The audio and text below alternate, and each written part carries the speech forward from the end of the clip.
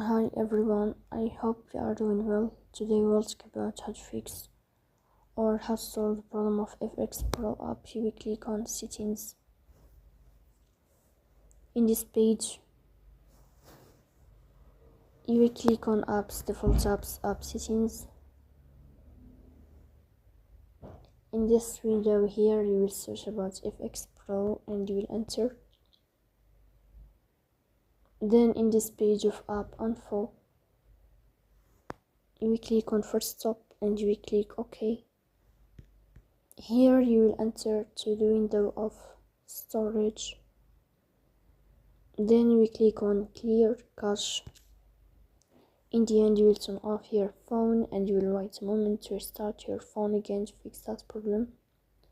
So please don't forget to support us by like and subscribe. See you next time and thank you for your watching and your